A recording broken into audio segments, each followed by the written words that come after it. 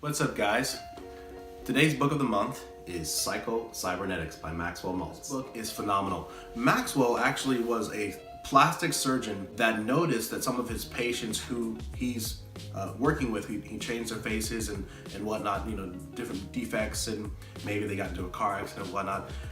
He changed their faces, and sometimes they thought they looked just the same as they did prior to surgery, even if they looked completely different and were unrecognizable to family and friends. And the more he experienced and went on in his career and noticed this trend, it intrigued him.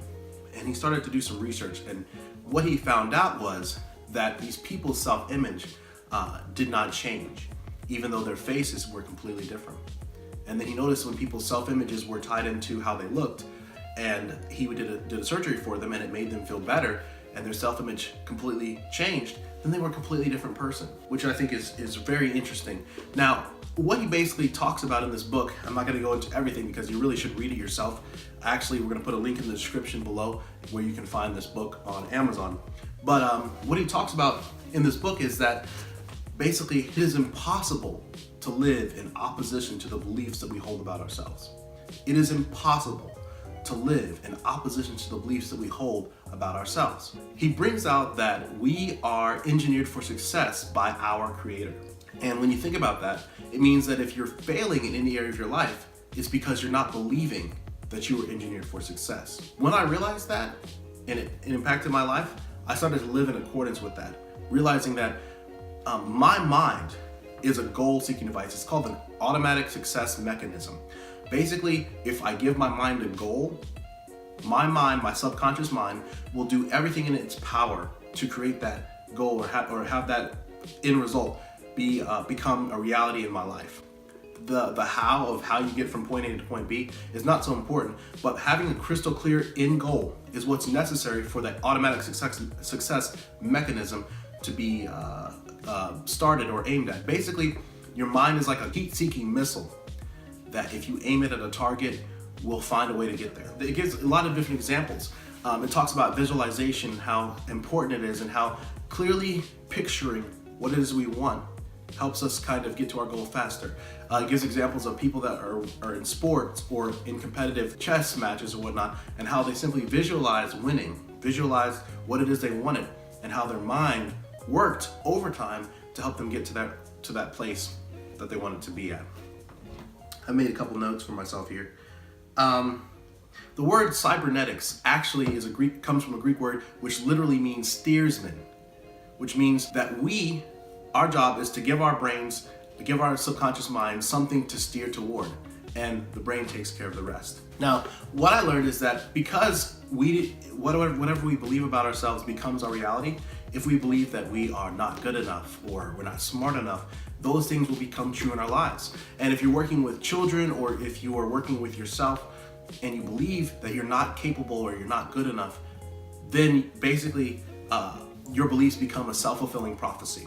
So in order to change that, you have to believe something different. And in order for it to work, you truly have to believe that you've made a change in your life and that you are a different person. Because it won't work if you believe you're lying to yourself. To give you an example of how this might be applied, I shared this book with my girlfriend early on in our relationship, and at the time she was teaching violin in the public school system where she lived. And she was able to work with the children who were coming out of maybe a rough home environment and trying to learn a classical instrument. Some of these children, this is their first time being exposed to that type of music and learning an instrument. And she was able to help them believe that they could do these things by simply implanting in their minds the beliefs that they could do it, that they were designed for success, that they were capable, that they were smart, that they were intelligent, they were beautiful. And these children reacted to my girlfriend's support and encouragement by completely changing. The classroom environments are typically pretty rambunctious. I think she was teaching second graders, and it was really hard. All the other teachers were dealing with the students. They were having difficulty keeping the children interested and focused and not fighting each other. And Shaquela, my girlfriend, was actually able to use these principles to help the kids realize that they were more than what they thought they were.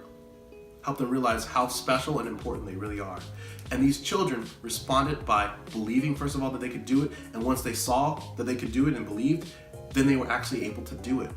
They were able to learn the violin and actually pick up things that they thought they weren't able to do. Another person that comes to mind whose beliefs changed about themselves is Dr. Ben Carson. Dr. Ben Carson was a child of a single parent who grew up in a rough area of the city that he was living in. And he was going to a school where he was basically taught by the people around him that he wasn't capable of doing any better than he was. He was actually failing out of classes. And his mom changed his environment and changed what was going into his brain, and he started to believe that he could be somebody. And he ended up becoming one of the most world-renowned neurosurgeons that has ever lived, coming from a place where his mom actually couldn't even read when he was in grade school. And that's where he was coming from, to becoming one of the most prestigious neurosurgeons that there is. Let me just break down some of the things that I've learned, or some of the things that have happened. I wanted to buy a house. And I had no idea exactly the steps I needed to take to get there. But I knew I wanted to do it, and I wanted to do it in a short amount of time. Do you know that when it came down to it, I needed to come up with a certain amount of money to close, and I believed that I could, and I knew that I wanted to buy a house, and the means of creating that money came right to me, right? And I was able to close on the house. First time, home buyer. It was only because I believed that I could do that happened. Nothing was actually sitting around for me to be able to do that. But my brain focused on that target of being able to purchase a house, and everything that I did, it seemed like I was just being directed. Everything that I did ended up helping me get to that goal. And that's pretty much Psycho-Cybernetics. You really got to check it out for yourself.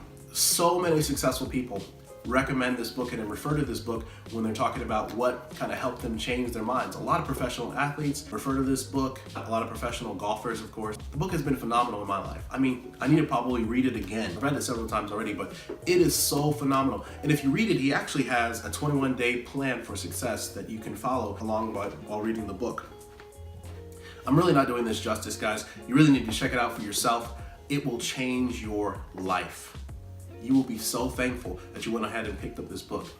Man, it's an old book. It's a really old book, but the principles are so powerful and so true. And I can't even say enough how much it's changed and impacted our lives for the better. Thanks.